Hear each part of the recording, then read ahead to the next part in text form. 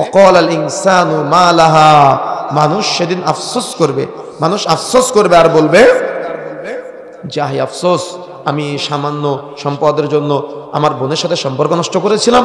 হায় আফসোস, আমি এই সামান্য সম্পদের জন্য আমার ভাইয়ের সাথে সম্পর্ক নষ্ট করেছিলাম।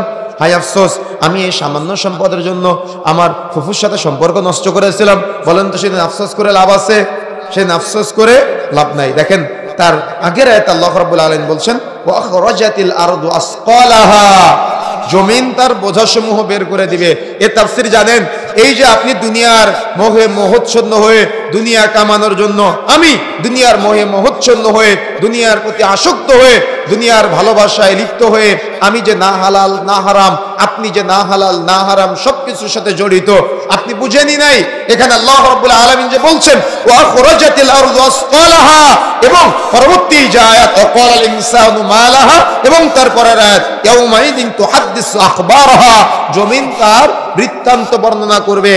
এর লম্বা তাফসীর এসেছে, এমনটা বলা যেতে পারে যে কিয়ামতের মাঠে আমরা তো এতদিন জানতাম মানুষ উঠবে, মানুষ তো উঠবে উঠবে, মানুষের সাথে সাথে মানুষের কাঁধে করে তার পাপের বোঝাসমূহ নিয়ে উঠবে। তার মানে আপনি যে আপনার বোনের জমি ফাঁকি দিয়েছেন দুনিয়াতে বড়লোক হওয়ার জন্য, দুনিয়াতে আত্মসম্মান বোধ বাড়ানোর জন্য, দুনিয়ার মানুষ আপনাকে বলবে আপনার অনেক জমি জায়গা, দুনিয়ার মানুষ আপনাকে ইজ্জত করবে, আপনি এই যে জমি ফাঁকি দিয়েছেন আপনার বোনের, আপনার ভাইয়ের, আপনার ফুফুর, কিয়ামতের মাঠে যখন আপনি উঠবেন তখন দেখবেন আপনার কাঁধের উপরে ওই আপনার চুরি করা সম্পদ নিয়ে আপনি উঠেছেন। দুনিয়াতে আপনি মুদিখানার দোকানে যখন কাজ করেন বা মুদিখানার একটা দোকান দিয়েছেন, আপনার চিন্তা আমি একটু দ্রুত বড়লোক হব, তখন আপনি কি করলেন? চিনিতে ওজনে কম দিলেন, ডাউলে ওজনে কম দিলেন, আপনি তেলে ওজনে কম দিলেন, চাউলে ভেজাল দিলেন, দিয়ে আপনি ভাবতেছেন যে আমি দ্রুত বড়লোক হয়ে যাব।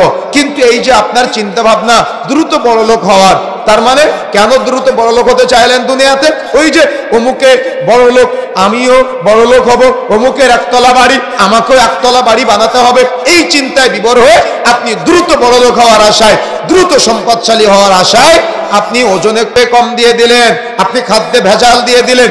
এখন বিষয়টা কি হয়ে গেল? বিষয়টা কি? সমাধান কি? আপনি সমাধান দিতে পারবেন? আপনি তো সমাধান দিতে পারবেন না। সমাধান কি হবে? কিয়ামতের মাঠে যখন আপনি দাঁড়াবেন, এগুলো তো সব বান্দা কেন্দ্রিক পাপ। ওই যে অপরাধগুলো করেছেন দুনিয়ার মোহে আচ্ছন্ন হয়ে, দুনিয়ার মায়ায় মোহচ্ছন্ন হয়ে, কিয়ামতের মাঠে দাঁড়ানোর সময় আপনি যেমন উঠবেন, আমরা যেমন উঠব, আমাদের সাথে সাথে এই পাপগুলো সব জমিন বের করে দিবে। জমিন সব এই খনিজ সম্পদ